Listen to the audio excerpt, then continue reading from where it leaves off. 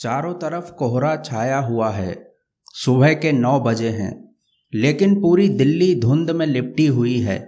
सड़कें नम हैं, पेड़ भीगे हुए हैं, कुछ भी साफ दिखाई नहीं देता। जिंदगी में हलचल का पता आवाज़ों से लग रहा है। ये आवाज़ें कानों में बस गई हैं। घर के हर हिस्से से आवाज़ें आ रही हैं। बांसबानी के नौकर ने रोज की तरह स्टोव जला दिया है। उसकी सनसनाहट दीवार के पार से आ रही है। बगल वाले कमरे में अतुल मवानी जूते पर पॉलिश कर रहा है। ऊपर सरदार जी मूछों पर फिक्सो लगा रहे हैं। उनकी खिड़की के पर्दे के पार जलता हुआ बल्ब बड़े मोती की तरह चमक रहा है। सब दरवाजे बंद हैं, सब खिड़कियों पर पर्दे हैं, लेकिन हर हिस्से में जिंदगी की खनक है।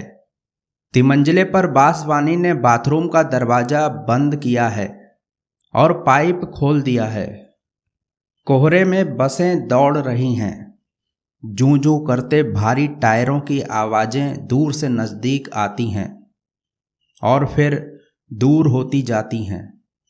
मोटर रिक्शे बेतहासा भागे चले जा रहे हैं। टैक्सी का मीटर अभी किसी ने डाउन किया है। पड़ोस के डॉक्टर के यहाँ फ़ोन की घंटी बज रही है और पिछवाड़े गली से गुजरती हुई कुछ लड़कियां सुबह की शिफ्ट पर जा रही हैं। सख्त सर्दी है, सड़कें ठिठुरी हुई हैं और कोहरे के बादलों को चीरती हुई कारें और बसें हॉर्न बजाती हुई भाग रही हैं। सड़कों और पटरियों पर भीड़ है, पर कोहरे में लिपटा हुआ हर आदमी भटकती हुई रूह की तरह लग रहा है। बेरूहें चुपचाप धुंध के समुद्र में बढ़ती जा रही हैं। बसों में भीड़ है। लोग ठंडी सीटों पर सिकुड़े हुए बैठे हैं और कुछ लोग बीच में ही ईसा की तरह सलीब पर लटके हुए हैं, बाहें पसारे। उनकी हथेलियों में कीले नहीं, बस की बर्फीली चमकदार छड़ें हैं। और ऐसे में दूर से एक अर्थी सड़क पर चली आ रही है। इस अर्थी की खबर अखबार में है, मैंने अभी अभी पढ़ी है। इसी मौत की खबर होगी। अखबार में छपा है, आज रात करोल बाग के मशहूर और लोकप्रिय बिजनेस मैग्नेट सेठ दीवान चंद की मौत इरविन अस्पताल में हो गई है। उनका शव कोठी पर ले आया गया है। कल सुबह 9 बजे उनकी अर्थी आर्य समाज रोड से होती हुई पंचकुइयां शमशान भूमि में दाह संस्कार के लिए जाएगी और इस वक्त सड़क पर आती हुई यह अर्थी उन्हीं की होगी।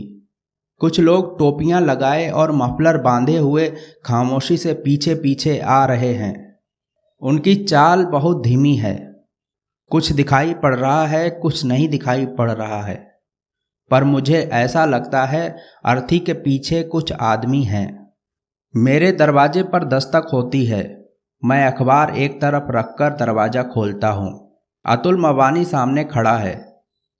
यार क्या मुसीबत है, आज कोई आयरन करने वाला भी नहीं आया, जरा अपना आयरन देना। अतुल कहता है तो मुझे तसल्ली होती है, नहीं तो उसका चेहरा देखते ही मुझे खटका हुआ था कि कहीं शव यात्रा में जाने का बवाल न खड़ा कर दे। मैं उसे फौरन आयरन दे देता हूँ और निश्चिंत हो जाता हूँ कि अतुल अब अपनी पैंट पर लोहा करेगा और दूतावासों के चक्कर काटने के लिए निकल जाएगा। जब से मैंने अखबार में सेठ दीवान चंद की मौत की खबर पढ़ी थी, मुझे हर क्षण यही खटका लगा था कि कहीं कोई आकर इस सर्दी में शव के साथ जाने की बात ना कह दे। बिल्डिंग के सभी लोग उनसे परिचित थे और सभी शरीफ दुनियादार आदमी थे। तभी सरदार जी का नौकर जीने से भड़बड़ाता हुआ आया और दरवाज़ा खोलकर बाहर जाने लगा। अपने मन को और सहारा देने के लिए मैंने उसे पुकारा, धर्मा कहाँ जा रहा है? सरदार जी के लिए मक्खन लेने, उसने वहीं से जवाब दिया। तो लगे हाथों लपक कर मैंने भी अपनी सिगरेट मंगवाने के लिए उसे पैसे थमा दिए।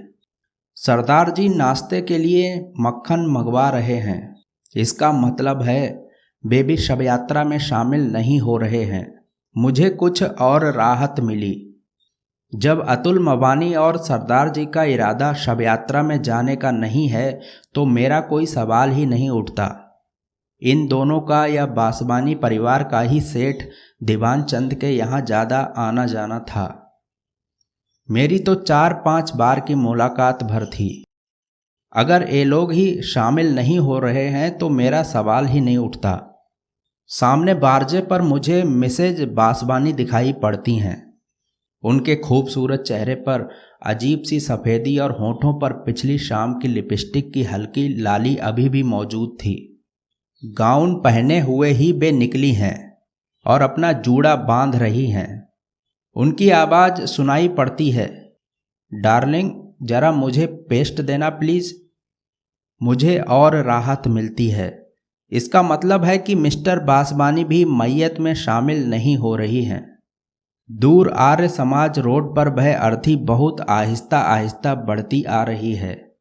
अतुल मवानी मुझे आयरन लौटाने आता है। मैं आयरन लेकर दरवाज़ा बंद कर लेना चाहता हूँ, पर वह भीतर आकर खड़ा हो जाता है और कहता है, तुमने सुना? दीवान चंद जी की कल मौत हो गई है। मैंने अभी अखबार में पढ़ा है। मैं सीधा सा जवाब देता हूँ ताकि मौत की बात आगे ना बढ़े। अतुल मवानी के चेहरे पर सफ़ेदी झलक रही है। वह शेव कर चुका है। वह आगे कहता है, बड़े भले आदमी थे दीवान चंद।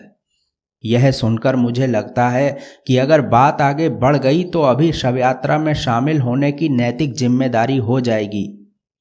इसलिए मैं कहता हूँ, तुम्हारे उस काम का क्या हुआ? बस मशीन आने भर की देर है। आते ही अपना कमीशन तो खड़ा हो जाएगा। यह कमीशन का काम भी बड़ा बेहुदा है, पर किया क्या जाए। 8-10 मशीनें मेरे थ्रू निकल गईं तो अपना बिजनेस शुरू कर दूंगा। अतुल मवानी कह रहा है, भाई शुरू में जब मैं यहाँ आया था तो दीवान चंद जी ने बड़ी मदद की थी मेरी। उन्हीं की वजह से कुछ काम धाम मिल गया था। लोग बहुत मानते थे उन्हें। फिर दीवान चंद का नाम सुनते ही मेरे कान खड़े हो जाते हैं। तभी खिड़की से सरदार जी सिर निकाल कर पूछने लगते हैं, मिस्टर मवानी कितने बजे चलना है? वक्त तो 9 बजे का था। शायद सर्दी और कोहरे की वजह से कुछ देर हो जाए, वह कह रहा है। और मुझे लगता है कि यह बात शव यात्रा के बारे में ही है। सरदार जी का नौकर धर्मा मुझे सिगरेट देकर जा चुका है और ऊपर मेज पर चाय लगा रहा है। तभी मिसेज बासवानी की आवाज़ सुनाई पड़ती है, मेरे ख्याल से प्रमिला वहाँ जरूर पहुँचेगी। क्यों डार्लिंग? पहुँचना तो चाहिए। तुम जरा जल्दी तैयार हो जाओ। कहते हुए मिस्टर बासवानी बारजे से गुजर गए हैं। अतुल मुझसे पूछ रहा है, शाम को कॉफ़ी हाउस की तरफ आना होगा? शायद चला आऊं। कहते हुए मैं कंबल लपेट लेता हूं और वह वापस अपने कमरे में चला जाता है। आधे मिनट बाद ही उसकी आवाज़ फिर आती है, भाई बिजली आ रही है? मैं जवाब दे देता हूँ, हाँ आ रही है। मैं जानता हूँ कि वह इलेक्ट्रिक रॉड से पानी गर्म कर रहा है, इसलिए उसने यह पूछा है। बूट पॉलिश वाला लड़का हर रोज की तरह अदब से आवाज़ लगाता है और सरदार जी उसे ऊपर पुकार लेते हैं। लड़का बाहर बैठकर पॉलिश करने लगता है और वह अपने नौकर को हिदायतें दे रहे हैं।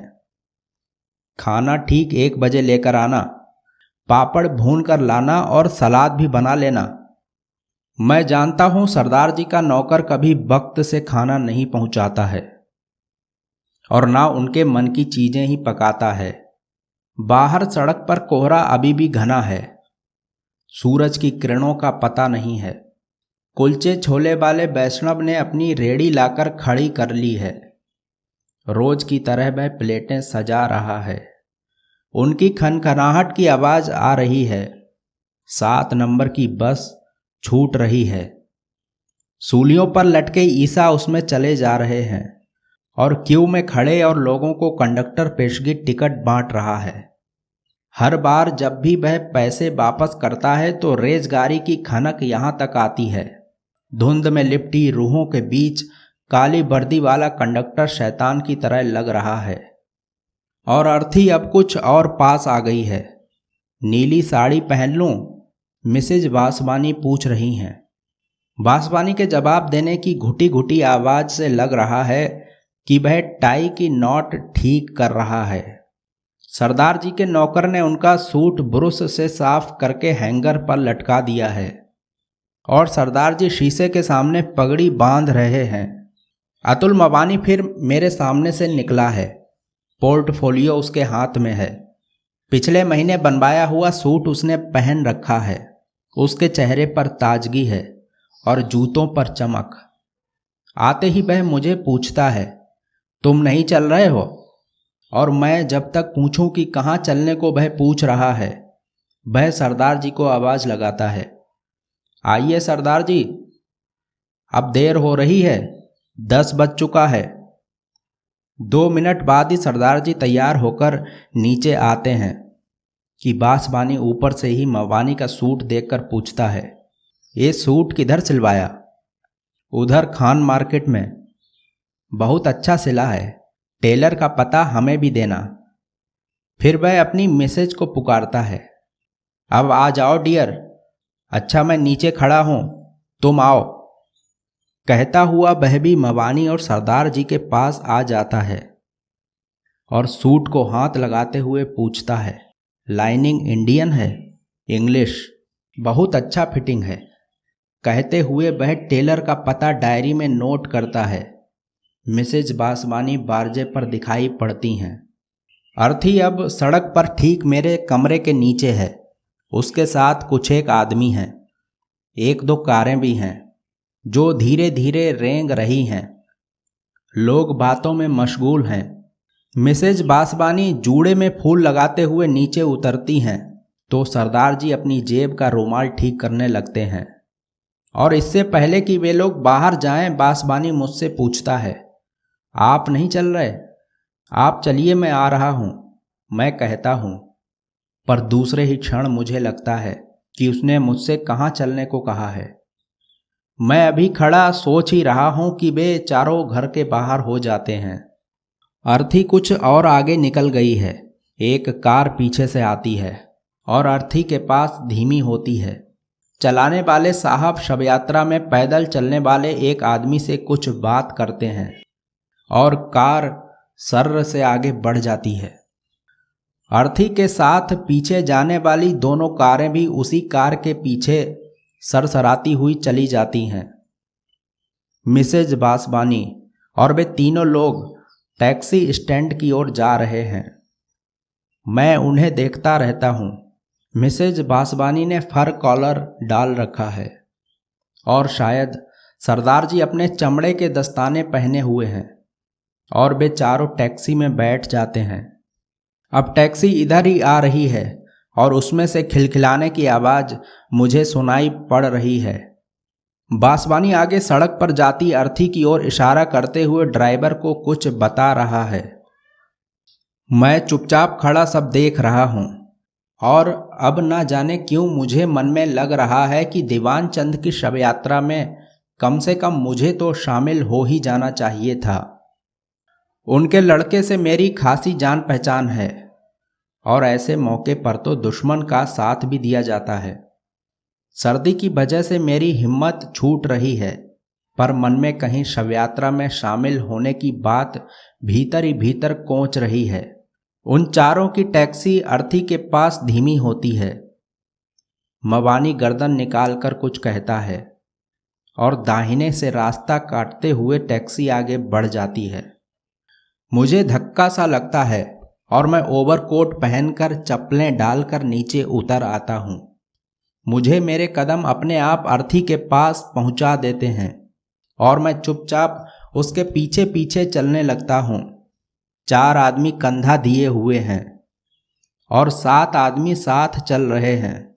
7वां मैं ही हूँ और मैं सोच रहा हूँ कि आदमी के मरते ही कितना फर्क पड़ जाता है। पिछले साल ही दीवान चंद ने अपनी लड़की की शादी की थी तो हजारों की भीड़ थी। कोठी के बाहर कारों की लाइन लगी हुई थी। मैं अर्थी के साथ साथ लिंक रोड पर पहुंच चुका हूं। अगले मोड़ पर ही पंचकुइयां शमशान भूमि है और जैसे ही अर्थी मोड़ पर घूमती है, लोगों की भीड़ और कारों की कतार मुझे दिखाई देने लगती है। कुछ स्कूटर भी खड़े हैं। औरतों की भीड़ एक तरफ खड़ी है। उनकी बातों की ऊंची ध्वनियां सुनाई पड़ रही हैं। उनके खड़े होने में वही लचक है जो कनॉट प्लेस में दिखाई पड़ती है। सभी के जूडों के स्टाइल अलग अलग हैं। मर्दों की भीड़ से सिगरेट का धुआं उठ उठकर कोहरे में घुला जा रहा है और बात करती हुई औरतों के लाल लाल ओंठ और सफ़ेद दांत चमक रहे हैं और उनकी आंखों में एक गुरूर है। अर्थी को बाहर बने चबूतरे पर रख दिया गया है। अब खामोशी छा गई है। इधर उधर बिखरी हुई भीड़ शव के इर्द गिर्द जमा हो गई है और कारों के शोफर हाथों में फूलों के गुलदस्ते और मालाएं लिए अपनी मालकिनों की नज़रों का इंतजार कर रहे हैं। मेरी नज़र बासवानी पर पड़ती है। वह अपनी मिसेज को आंखों के इशारे से शव के पास जाने को कह रहा है और वह है कि एक औरत के साथ खड़ी बात कर रही है। सरदार जी और अतुल मवानी भी वहीं खड़े हुए हैं। शव का मुंह खोल दिया गया है और अब औरतें फूल और मालाएं उसके इर्द गिर्द रखती जा रही हैं। शोफर खाली होकर अब कारों के पास खड़े सिगरेट पी रहे हैं। एक महिला माला रखकर कोट की जेब से रुमाल निकालती है और आंखों पर रखकर नाक सुरसुराने लगती है और पीछे हट जाती है। और अब सभी औरतों ने रुमाल निकाल लिए हैं और उनकी नाकों से आवाज़ें आ रही हैं। कुछ आदमियों ने अगरबत्तियां जलाकर शव के सिरहाने रख दी है। वे निश्चल खड़े हैं। आवाज़ों से लग रहा है औरतों के दिल को ज़्यादा सदमा पहुंचा है। अतुल मवानी अपने पोर्टफोलियो से कोई कागज़ निकालकर बासवानी को दिखा रहा है। मेरे ख्याल से वह पासपोर्ट का फॉर्म है। अब शव को भीतर शमशान भूमि में ले जाया जा रहा है। भीड़ फाटक के बाहर खड़ी देख रही है। शोफरों ने सिगरेटें या तो पी ली हैं या बुझा दी हैं और वे अपनी अपनी कारों के पास तैनात हैं। शव अब भीतर पहुंच चुका है। मातम पुरसी के लिए आए हुए आदमी और औरतें अब बाहर की तरफ लौट रहे हैं। कारों के दरवाजे खुलने और बंद होने की आवाज़ें आ रही हैं। स्कूटर स्टार्ट हो रहे हैं और कुछ लोग रीडिंग रोड बस स्टॉप की ओर बढ़ रहे हैं। कोहरा अभी भी घना है। सड़क से बसें गुजर रही हैं और मिसेज बासवानी कह रही हैं, प्रमिला ने शाम को बुलाया है, चलोगे ना डियर? कार आ जाएगी, ठीक है ना? बासवानी स्वीकृति में सिर हिला रहा है। कारों में जाती हुई औरतें मुस्कुराते हुए एक दूसरे से विदा ले रही हैं और बाय बाय की कुछ एक आवाज़ें आ रही हैं। कारें स्टार्ट होकर जा रही हैं। अतुल मवानी और सरदार जी भी रीडिंग रोड बस स्टॉप की ओर बढ़ गए हैं और मैं खड़ा सोच रहा हूँ कि अगर मैं भी तैयार होकर आया होता तो यहीं से सीधा काम पर निकल जाता। लेकिन अब तो 11:30 बज चुके हैं। चिता में आग लगा दी गई है और 4-5 आदमी पेड़ के नीचे पड़ी बेंच पर बैठे हुए हैं। मेरी तरह वे भी यूं ही चले आए हैं। उन्होंने जरूर छुट्टी ले रखी होगी, नहीं तो वे भी तैयार होकर आते। मेरी समझ में नहीं आ रहा है कि घर जाकर तैयार होकर दफ्तर जाऊं या अब एक मौत का बहाना बनाकर आज की छुट्टी ले लूं। आखिर मौत तो हुई ही है और मैं शव यात्रा में शामिल भी हुआ हूं।